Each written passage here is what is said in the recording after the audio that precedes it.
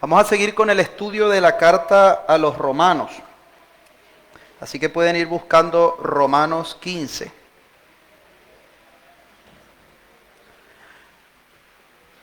Los que han estado viniendo se darán cuenta que ya desde hace un par de meses entramos en la sección práctica de la carta a los romanos, que básicamente empieza en el capítulo 12, después de que ya se explicó lo que era el Evangelio, la condición del ser humano como pecador, cómo puede obtener perdón, justificación, cómo andar en santidad, todo eso, llegamos a la sección práctica en el capítulo 12 de Romanos. Hoy estamos, como quien dice, terminando esa sección, si se puede decir, práctica, con lo que vamos a estar estudiando en el capítulo 15. Sin embargo, en el capítulo 14 iniciamos como una sección que tiene que ver con las relaciones interpersonales, con el que vivamos juntos en armonía en vista de que Dios nos ha aceptado. Básicamente, yo tengo anotadas, aunque pueden ser más, por lo menos mencionamos 11 verdades el último mes en cuanto a esto. Y yo quiero saber quién las puede recordar. 11 verdades que tenemos allí. Y como yo sé que a veces tenemos un poco de mala memoria, yo he pegado esas verdades debajo de sus sillas. Así que están repartidas por allí, a ver si las consigue, es probable que estén colgadas. Hay una verdad por fila, la puede buscar, la puede arrancar, debe estar adelante de usted aquí en el medio. También es probable, ahí está la tuya, Zule, debajo de esa silla colgando. Ok, si la rompieron no pasa nada, la juntan. Y el que la tenga la puede leer, pero creo que no hay verdades hasta el final de la fila. No hay, creo que solamente, bien, tiene una Margelita. Bien, entonces, ¿qué les parece si las leemos? Y antes de leerlas, yo quiero, esas verdades las redacté como para explicar. Dios nos pide que vivamos juntos en armonía, en vista de que Él nos ha aceptado, ¿no? Entonces yo estas verdades los puse, los por qué y para qué que Dios nos da, para que nos aceptemos y vivamos juntos en armonía. Así que usted debe tener un por qué o un para qué de por qué Dios nos acepta y quiere que vivamos en armonía. Entonces vamos a leerlo, los que lo tenemos junto con el versículo. A ver, iniciamos por aquí. Zule, ¿puedes leerlo? Sí, no, el papel, ahí está la verdad. Para que agrademos al prójimo en vez de a nosotros mismos con el fin de edificarnos. 15:2. Ok, no vamos a leer el texto porque eso ya lo estudiamos. Solo quería que recordáramos las verdades, ¿no? Entonces, para que agrademos al prójimo con el fin de agradar a Dios, lo vimos. Otra verdad. Cristo es nuestro ejemplo. Okay, estamos viendo por qué debemos agradarnos y aceptarnos, porque Él es nuestro mejor ejemplo. Eso fue lo que Él hizo. ¿Qué más? Porque todo lo que hacemos es para Él. Entonces no tenemos derecho a romper con la unidad que el Señor ha creado al aceptarnos, ¿verdad? Porque Dios nos ha aceptado. Tiene la verdad allí la señora Lourdes. Esa fue básicamente la primera verdad que vimos en el capítulo 14 y hoy básicamente estamos cerrando con la misma verdad, que Dios nos ha aceptado en Cristo. ¿Quién más? Gasme. Porque al final Dios es el que juzgará todo. 14:10 a 12. Ok, por allá también en el capítulo 14 se nos llevó esto que parece un tema sencillo, un tema pequeño, ¿no? Esto de las relaciones interpersonales, el apóstol lo llevó a algo eterno y nos recuerda que por todo lo que hacemos aquí tendremos que entregar cuentas al Señor. ¿Qué más?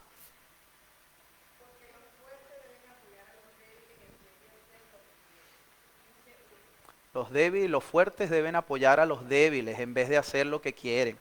Bien, ¿quién más tiene una verdad? Todo esto sí ha escrito para nuestra esperanza y ánimo. ¿Qué más? ¿Quién tiene otra verdad? Margiela. Para que no hablen mal del pueblo de Dios, también vimos un poco de eso. ¿Okay? ¿Alguien más? ¿Alguna verdad que quede por allí? Mira.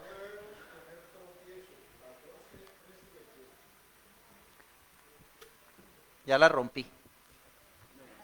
Esta fue la primera, así que fue la que pegué con más fuerza.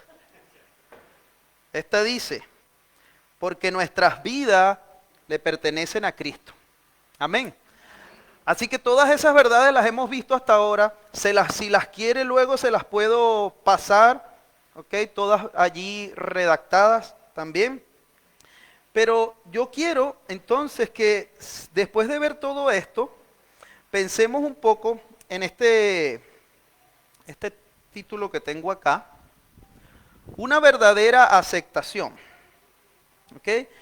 He titulado este mensaje de esta manera porque en estos tiempos se habla mucho de aceptación, de inclusión y de cosas como esta que están muy bien. ¿Ok? A un nivel humano, todos los seres humanos tenemos la misma dignidad y tenemos los mismos derechos. Ese tipo de inclusión, ¿verdad? Ese tipo de aceptación está bien en todos los sentidos. Sin embargo, el mejor ejemplo de aceptación o inclusión fue el mismo Cristo. Él se acercó, comió y pasó tiempo con los que ni siquiera los líderes religiosos de aquel momento querían pasar tiempo. Pero Él nos enseña algo importante. El hecho de tú aceptar a todo no significa que tú vas a permitir que todos vayan en contra de Dios. Y mientras Jesús aceptaba y se acercaba a todo, Él también les decía lo bueno, lo malo que estaban haciendo y cómo tenían que acercarse a Dios. Por eso yo he titulado esto, una verdadera aceptación, porque sí, Jesús ha aceptado a todos. Todos los que eran rechazados y marginados, en ese momento Jesús los aceptaba. Pero junto con eso también les decía, esto lo estás haciendo mal delante de Dios, tienes que arrepentirte y este es el camino. Esa es la verdadera aceptación. Pero hoy en día muchas veces se nos dice algo de aceptación o de inclusión y se nos lleva al punto de que tenemos que pensar igual que todos los demás y respetar los deseos de todos los demás y estar de acuerdo con todos los demás. Y sí, nosotros nos aceptamos, pero no podemos estar de acuerdo con todo. Y cuando decimos que no estamos de acuerdo, eso no quiere decir que te estamos rechazando.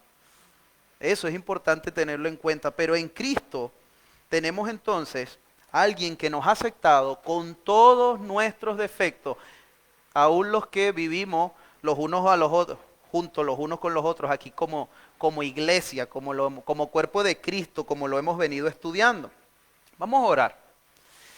Padre, te rogamos una vez más que seas tú dirigiéndonos en este día, en este tiempo, en este mensaje, y que cada uno de nosotros podamos allí ver tu palabra y entenderla y aplicarla, Dios, de verdad. Que no sea algo solo de los domingos, sino que realmente tú confrontes nuestras vidas, Señor. En el nombre de Jesús. Amén. Perdón, tengo un poco de tos. Yo quiero hacerles una pregunta o una aclaración antes de continuar, porque en todos estos textos se ha hablado un poco del hermano débil y el hermano fuerte. Y ya Edgar, lo hemos venido aclarando desde el primer mensaje, Edgar aclaró un poco, pero yo quisiera aquí otra vez, por si acaso, dejar claro quién es el hermano fuerte, quién es el hermano débil, porque tal vez no captamos eso todavía. Así que yo quiero responder esa pregunta, ¿quién es el hermano fuerte según estos versículos? Todos los que, no solo los versículos que estamos viendo hoy, todo desde el capítulo 14, los 3 mensajes que hemos visto anteriores hasta este. ¿Quién es el hermano fuerte? Y lo voy a decir en esta frase. Es aquel que, como resultado de conocer las verdades de Dios, siente más libertad de participar en asuntos no esenciales. Si se acuerdan, los que han venido desde los mensajes anteriores, iniciamos diciendo que el tema que se está tratando es de asuntos no esenciales. ¿Cuáles son los asuntos no esenciales? Pues aquellos que no necesariamente la Biblia nos está diciendo es así o no es así. ¿Cuáles son los asuntos esenciales? Todas las verdades claras que están en la Biblia, como los mandamientos. No robes, no cometas adulterio, todo eso son verdades esenciales. Y la teología que está en la Biblia en cuanto a salvación, ¿de dónde viene la salvación? ¿Cómo podemos ser salvos? Esos son verdades esenciales. Pero desde el capítulo 14 se viene tocando temas como ¿qué van a comer o no van a comer? ¿Qué van a tomar y no van a...? Son verdades no esenciales. Ese es el punto. Entonces, el hermano fuerte es aquel que ha conocido al Señor, va conociendo las verdades del Señor. En Cristo tenemos una libertad cristiana en Cristo, ¿verdad? Pero esa libertad, entonces, viene producto de entender cuáles son las cosas esenciales. Les repito nuevamente, es aquel que, como resultado de conocer las verdades de Dios, siente más libertad de participar en asuntos no esenciales. Eso es el hermano fuerte. En otras palabras, tu relación con Dios te va llevando a conocer más a Dios y eso te da discernimiento para saber en qué puedes hacer y qué no puedes hacer en asuntos no esenciales. Entonces, dicho esto, espero que haya servido de algo. Aprovecho de agregar también que desde ese punto de vista, todos, hasta el hermano que tiene 50 años en el Evangelio, en algún momento está del lado del hermano débil. Porque hay muchas cuestiones en nuestras vidas que pueden ser asuntos no esenciales y para nosotros es algo que es verdaderamente fuerte, que es algo que es verdaderamente importante y desde ese punto de vista pudiéramos ser débiles. Les doy un ejemplo. Yo pudiera pensar que, y creo que ya lo comenté, pero como creo que es algo sencillo lo vuelvo a decir. Vamos a suponer que yo pienso que la Biblia, la Reina Valera, es la mejor versión que hay en castellano. Eso está bien. En la mayoría de las iglesias se lee la Reina Valera, eso está bien. Pero, piensen ustedes, si yo, como pastor, agarro y digo, bueno, ahora en esta iglesia, todo aquel que no tenga Reina Valera, ni la lea.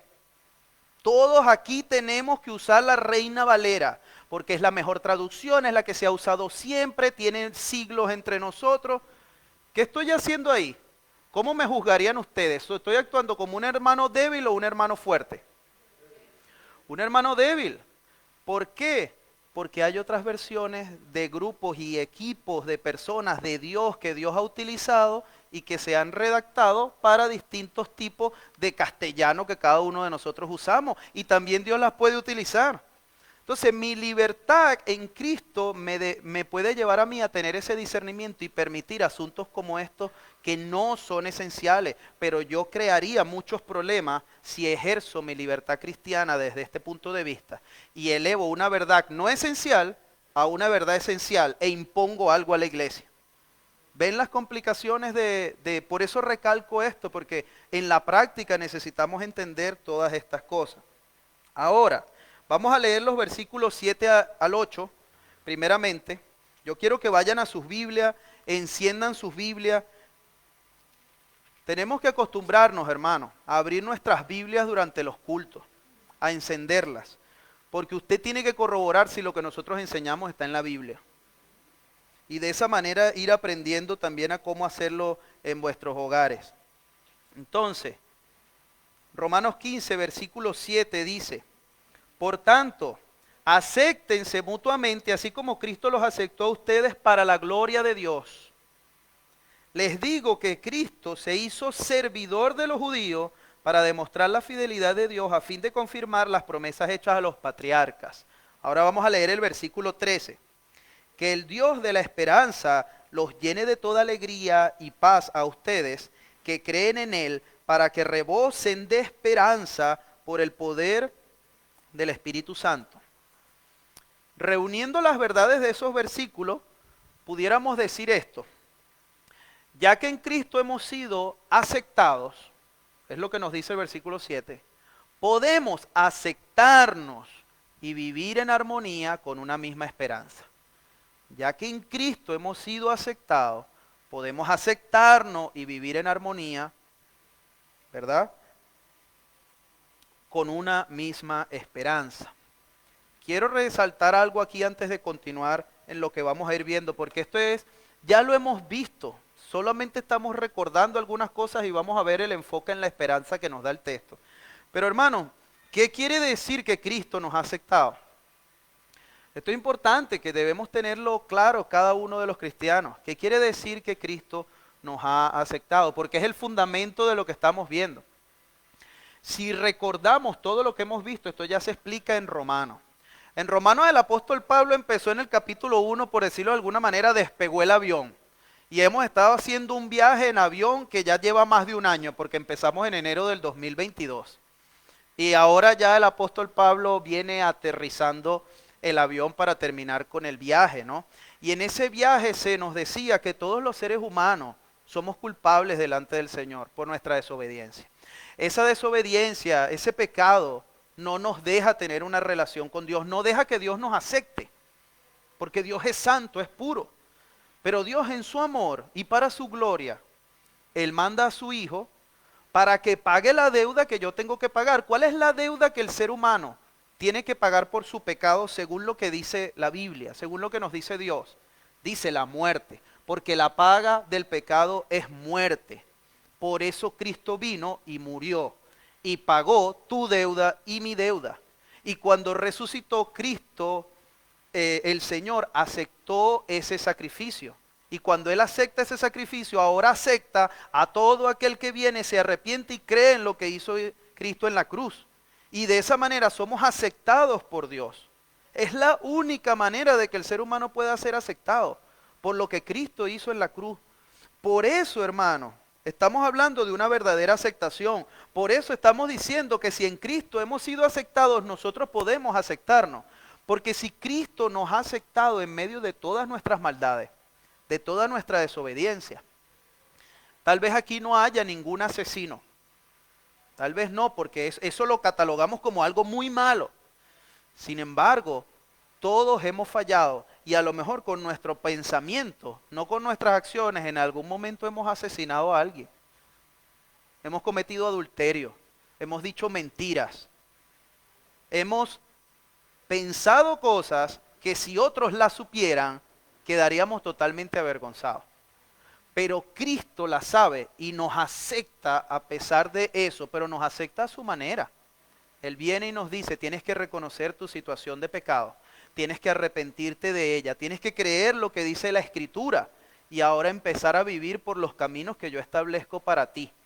Eso demuestra que verdaderamente has sido salvo. Entonces, reconociendo y entendiendo eso, después de haber leído la enseñanza central, vamos a pensar en lo siguiente. Tenemos una primera verdad aquí que se desprende de esa enseñanza. En Cristo tenemos un verdadero ejemplo de aceptación. Ya expliqué un poco lo que quería decir el verdadero ejemplo de aceptación al principio. Pero podemos decirnos entonces, según la primera parte del versículo, que debemos aceptarnos porque Él nos acepta. En otras palabras, siguiendo su ejemplo, podemos aceptarnos porque Él nos acepta. También, siguiendo su ejemplo, podemos aceptarnos para la gloria de Dios. Fíjense que el versículo 7 dice, acéptense mutuamente así como Cristo los aceptó a ustedes para la gloria de Dios. El versículo anterior, el 6, que ella nos estuvo predicando, dice, para que con un solo corazón, está hablando de la unidad, con un solo corazón y a una sola voz, glorifiquen a Dios.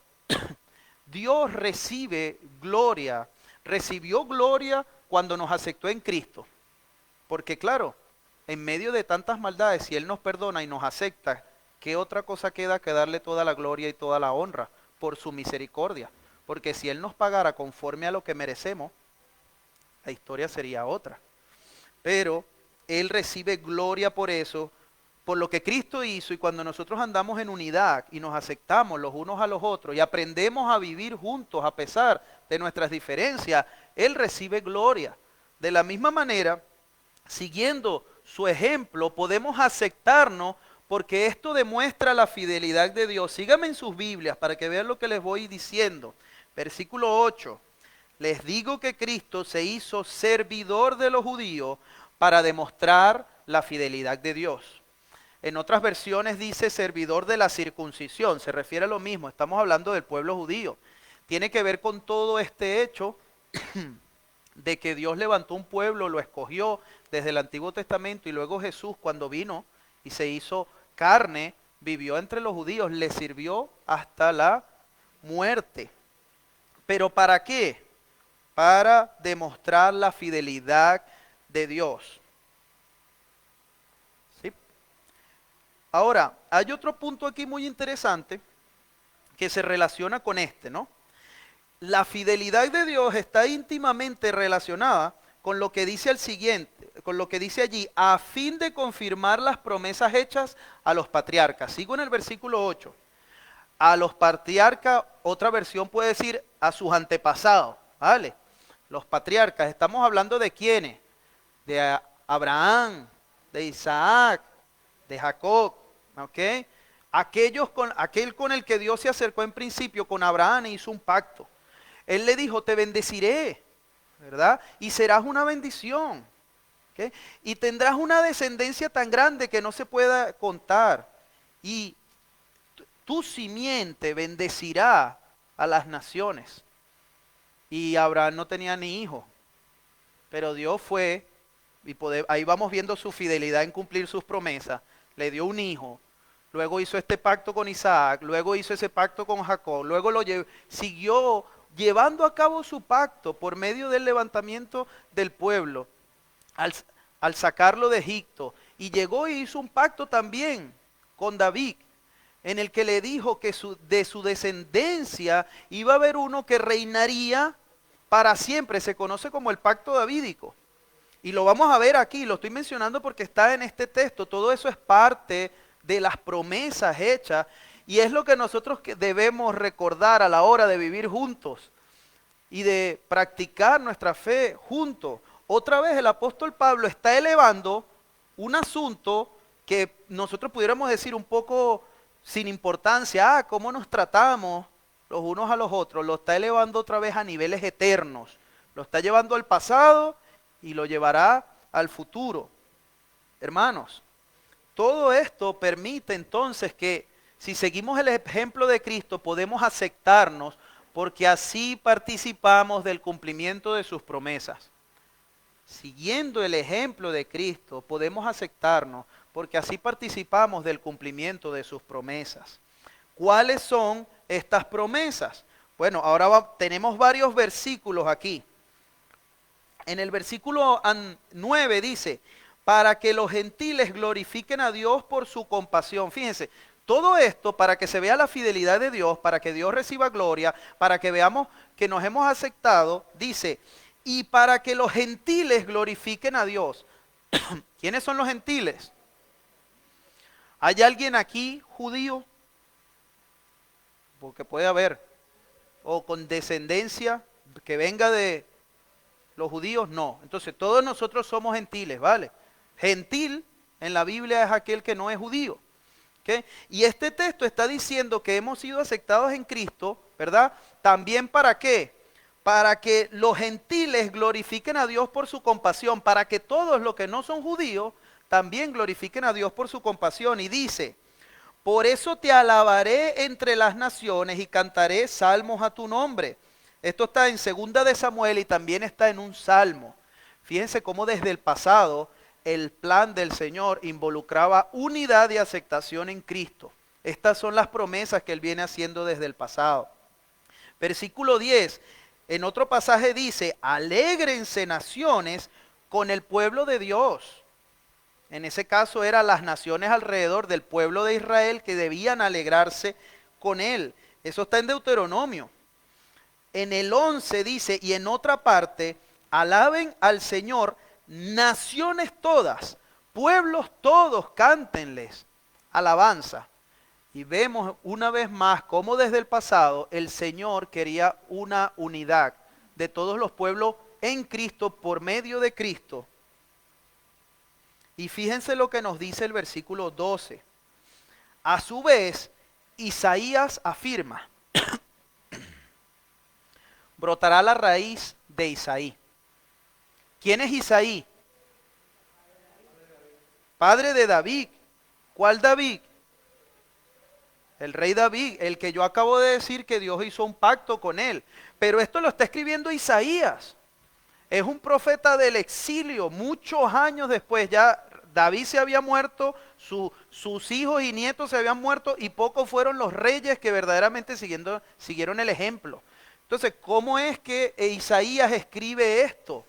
Dice, brotará la raíz de Isaí, o sea, de la simiente de Isaí, de David, dice, Se levantará uno para gobernar a las naciones. En él los pueblos pondrán su esperanza. ¿Quién es ese? Jesucristo, el verdadero descendiente de David. El cumplimiento del pacto que Dios hizo con Abraham y el cumplimiento del pacto que Dios hizo con David. En él se restauran todas las cosas, en él se establece un verdadero reinado. En él somos aceptados, hermanos.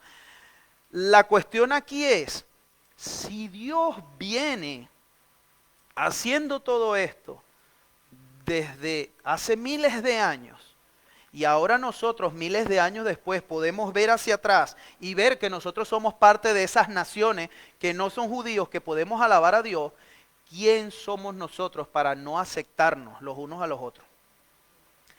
¿Quién somos nosotros para no ayudarnos, para no edificarnos, para no perdonarnos? Ese es el argumento eterno acá que está dando el apóstol Pablo. Está elevando este asunto a que esas cuestiones esenciales por las que a veces nos podemos molestar, enemistar, que llevan a amarguras, que llevan a divisiones entre nosotros, que llevan a divisiones en el pueblo de Dios, bajo este fundamento bíblico, ¿cómo podemos mantener esas discordias entre nosotros? Si Cristo nos ha aceptado, ¿quién somos nosotros para no aceptar a otro? Si Él nos ha perdonado todo, ¿quién somos nosotros para no perdonar todo aquel que nos ha ofendido? ¿Quién somos nosotros para hablar mal de alguien, para chismear de alguien, para destruir más que edificar, para mantener discordias de cosas que a lo mejor sucedió hace tiempo y todavía no hemos solucionado? Y esto, sí, el contexto está hablando a la iglesia, pero esto es una verdad que aplica a todos, hermanos. Fuera de la iglesia, en nuestros hogares, en nuestro trabajo, con los que no conocen a Cristo todavía, ¿tenemos nosotros derecho a rechazarlo cuando Cristo nos ha aceptado a nosotros también? ¿Tenemos derecho a no perdonar? Es lo que tenemos que ir pensando, hermanos, en este punto. Así que, si seguimos viendo acá adelante, el versículo 12, fíjense lo que dice, en él los pueblos pondrán su esperanza. Es el final del versículo 12, eso nos lleva a la segunda y última verdad que quiero que revisemos allí, que dice, la aceptación que Dios nos ofrece en Cristo permite que Él nos dé verdadera esperanza. En medio de todos estos asuntos, tenemos que recordar que tenemos una misma esperanza, un mismo destino, un mismo lugar en el que habitaremos por toda la eternidad. Así que la aceptación que Dios nos ofrece en Cristo permite que podamos tener una verdadera esperanza. Ahí está el versículo, que el Dios de la esperanza, fíjense ese punto allí, el Dios de la esperanza. Mi esposa comentaba algo interesante el martes en el grupo casero. Ella decía que hace muchos años un pastor le explicó sobre la esperanza. Y él le decía que la esperanza bíblica, esta esperanza, la que estamos estudiando aquí, es algo que es seguro que se va a cumplir. Por eso es esperanza. En otras palabras, nosotros en nuestro idioma, en el castellano, muchas veces decimos, bueno, tú ten esperanza que todo eso va a pasar, pero no sabemos si realmente va a pasar. Tú ten esperanza que vas a salir de ese problema, pero no sabemos realmente, puede que sí, puede que no. Pero la esperanza que la Biblia nos dice es segura. Dios lo cumplirá. Él es fiel, ha cumplido sus promesas desde el pasado y las sigue cumpliendo. Eso es la verdadera esperanza es esa. No se puede mover por nada porque Dios siempre cumple sus propósitos. Y en sus propósitos todas las naciones terminarán juntas, glorificándole. Porque Él las ha aceptado. Pero además el versículo dice que esta esperanza nos llena de gozo y paz a los que creen, a los que tienen fe. Esa es nuestra verdadera esperanza. ¿Sabes qué hace el apóstol Pablo? Nos recuerda una verdad o un enfoque que tenemos que tener pendiente en todas las cosas que hacemos en nuestra vida, hermano. Debemos permanecer y vivir con la mirada puesta allá para que podamos vivir bien aquí. Tenemos que vivir con la mirada puesta en la eternidad para entender y vivir bien acá, porque si vivimos con nuestra mirada puesta aquí, gozo y paz no hay. No importa lo que pase. Pero si vivimos con la mirada puesta allá y con una esperanza que es segura, podemos tener gozo y paz como nuestros hermanos chinos que van a prisión, porque tienen la mirada puesta allá. No hay otra razón para explicar eso. No importa que te lleven a la cárcel o aún que mueras, porque eso solo servirá para acercarte más a tu esperanza y a tu destino en Cristo. Esa es la verdad. Pero es difícil vivir estas cosas. Dice el mismo versículo 13, dice aquí, para que rebosen de esperanza, rebosen. Hablamos de eso también en el grupo casero, ¿no? Decía alguien que la palabra en el griego o en el hebreo de rebosen es rebosen. Es un mal chiste, pero el enfoque, hermano, es que no importa en qué idioma lo busquemos. Rebosar es como que tú cojas un vaso de agua y lo empieces a llenar y ya llegue hasta su límite y se rebosa. Y empieza a salpicar allá y si sigues echando va a salpicar a todo el que esté alrededor y todos se van a mojar de eso que haya dentro del vaso. Nosotros teniendo una verdadera esperanza, entendiendo que hemos sido aceptados en Cristo a pesar de todo, debemos rebosar de eso.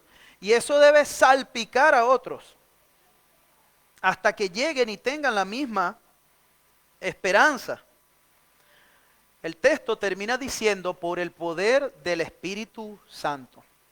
Por el poder, y no importa la versión que usted tenga en castellano, dice lo mismo.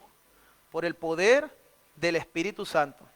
Y yo creo que es un buen cierre que está haciendo el apóstol. Fíjense que este versículo 13 es como una especie de oración de parte del apóstol Pablo, ¿no?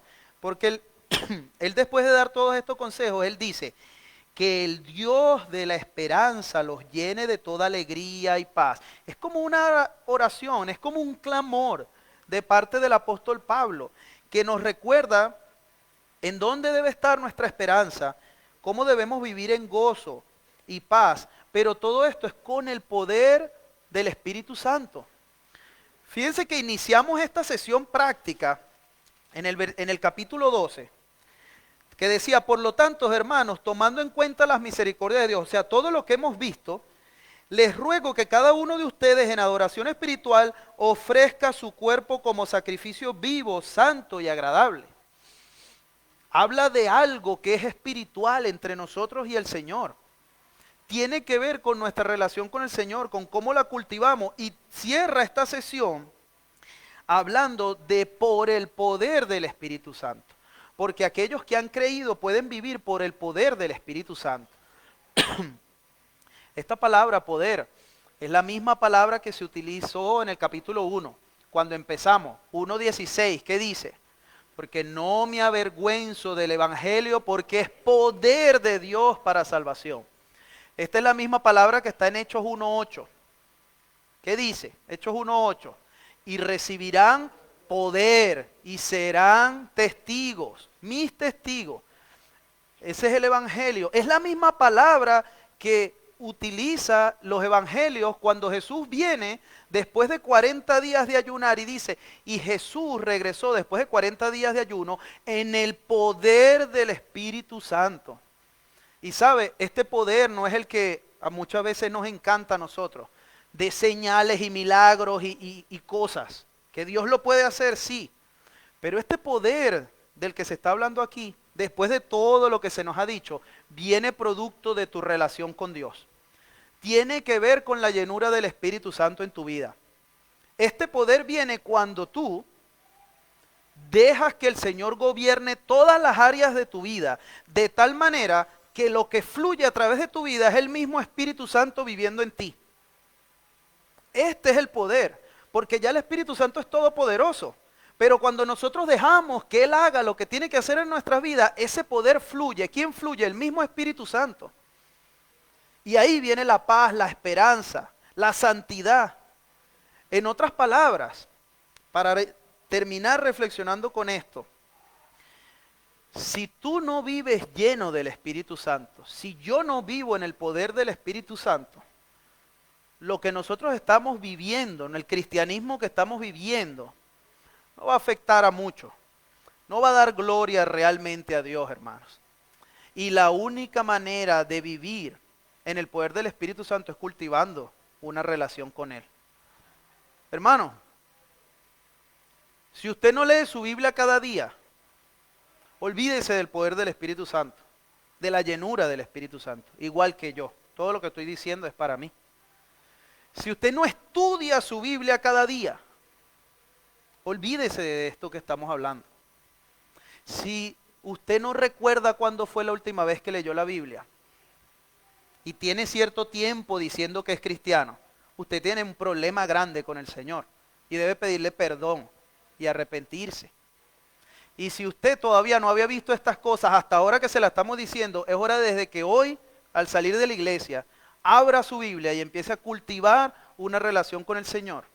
Empiece a orar y empiece a rendir su voluntad a cada cosa que está leyendo allí, para que el poder del Espíritu Santo fluya a través de ustedes. Hermano, lo digo muy en serio y para mí, dejemos de jugar a ser cristianos. Dejemos de jugar a llevar un evangelio a nuestra propia manera, a venir cada domingo y decir amén y el resto de nuestra vida afuera no dice amén. Nuestros hogares, nuestro trabajo y todas estas cosas, todo esto se debe demostrar en el Señor. Nunca vamos a vivir en unidad, ni aprender a soportar los asuntos esenciales o no esenciales, si no es por la ayuda del Espíritu Santo, si no es andando en el Espíritu. Y muchas veces nosotros somos nuestro mayor obstáculo para crecer en el Señor.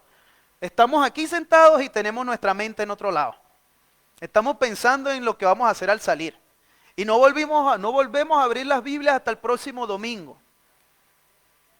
Y luego nos preguntamos, ay, wow, ¿cómo los hermanos en China habrán llegado a tener una relación como esa? No estoy hablando de ritos y prácticas religiosas, de leer por leer. Estoy hablando de una profunda relación con el Señor que cultivamos para que el poder del Espíritu Santo, el proceso de santificación que debe estar ocurriendo en nuestras vidas, sea evidente.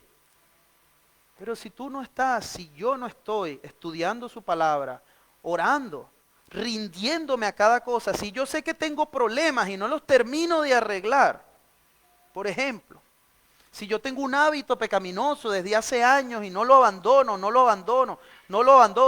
pero tampoco busco ayuda, ¿cuál poder del Espíritu Santo y cuál evangelio estás tú viviendo y estoy yo viviendo? Lo bueno es que ya Cristo nos aceptó. A pesar de todo esto, el Señor nos ha aceptado, hermanos. Esto debería llevarnos a reflexionar más todavía, porque el Señor conoce lo malo que realmente soy yo y eres tú. Porque en lo secreto de nuestros corazones, como dice la Biblia, de ahí salen los homicidios, el adulterio, las cosas malas. Salen de allí, de nosotros mismos, y el Señor las conoce y nos ha aceptado en Cristo. Nada impide que avancemos y crezcamos más como iglesia e individualmente en las cosas del Señor, porque Él nos ha dado todo. Yo les animo y les exhorto a hacer lo que tengan que hacer para cultivar una relación mejor todavía con el Señor, para cultivar su santidad. Y recalcamos lo que decimos cada domingo. Los pastores estamos dispuestos a ayudarles. Si no sabe cómo hacerlo y está estancado, nosotros podemos ayudarle con la palabra del Señor y la ayuda. Y que sepan que nosotros como pastores también tenemos que reunirnos. Cuando nos reunimos cada 2 semanas, también nos rendimos cuentas. También nos confesamos nuestros pecados para podernos ayudar y orar. Porque no hay otra manera, hermano. No nos endurezcamos más. Hagamos lo que el Señor quiere que hagamos y vivamos a su manera. Señor, gracias, Padre, por regalarnos otro día, Señor, por regalarnos tu palabra. Y perdónanos, Padre, porque somos tercos de corazón. Nos endurecemos, Señor. Escuchamos estas cosas y salimos y queremos seguir haciendo lo que queremos, Padre. Pero yo te pido que por medio de tu Espíritu Santo nos deja todo arrepentimiento, Señor. Que nos des tal convicción de pecado que no podamos andar, Padre, si no nos ponemos al día contigo. Y permite que cultivemos una relación fuerte, sana contigo, Señor. Que cada día nos encontremos, Señor. Que vayamos cultivando eso que luego va a dar fruto, Padre. Permite que reflexionemos en qué fruto es el que da nuestra vida ahora. Es un fruto del Espíritu, un fruto de la carne. Y ayúdanos a hacer las cosas como tú quieres. Sigue guiando, edificando.